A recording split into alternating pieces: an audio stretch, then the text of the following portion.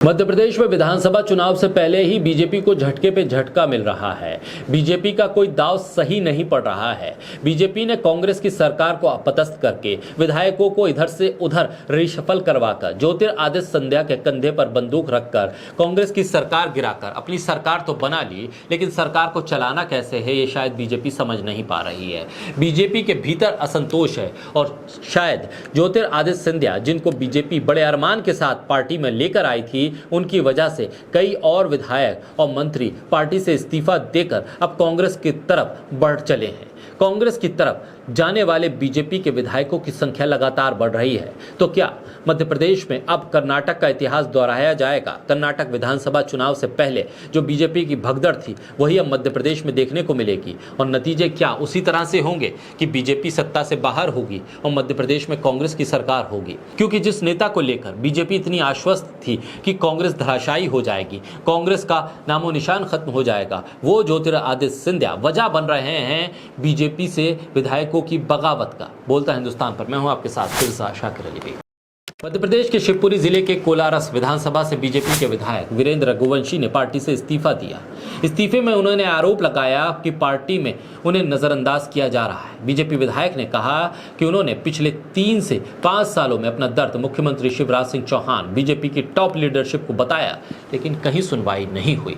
उन्होंने एक खत लिखा और लिखा कि शिवपुरी जिले और कोलारस विधानसभा में भ्रष्ट अधिकारियों को नियुक्त किया गया ताकि वो मेरे विकास कार्यों में अड़ंगा डालें और मुझे, मेरे लोगों को परेशान करें। उन्होंने पूरे राज्य में किसानों के कॉर्पोरेटिव बैंकों में घोटाले के आरोप लगाए।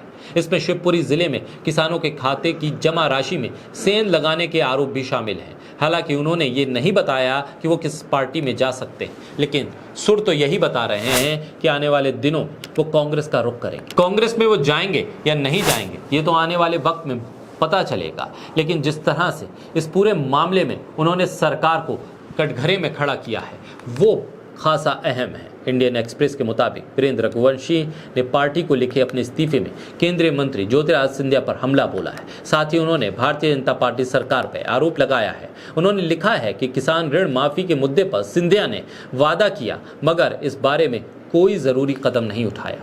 इससे पहले वीरेंद्र रघुवंशी और सिंधिया कांग्रेस में थे, लेकिन सिंधिया से बढ़ते मतभेदों की वजह से वीरेंद्र रघुवंशी ने 2014 में कांग्रेस पार्टी छोड़ दी थी। दोनों नेताओं के बीच तनातनी 2013 विधानसभा चुनाव से है, जब रघुवंशी ने शिवपुरी से कांग्रेस के टिकट पर सिंधिया की बुआ और भारतीय जनता पार्टी के नेता यशोदा राजे के खिलाफ चुनाव लड़ा था। पिछले कुछ वक्त से सिंधिया के गढ़ ग्वालियर चंबल इलाके में इस्तीफा देने वाले वो चौथे भारतीय जनता पार्टी के नेता हैं।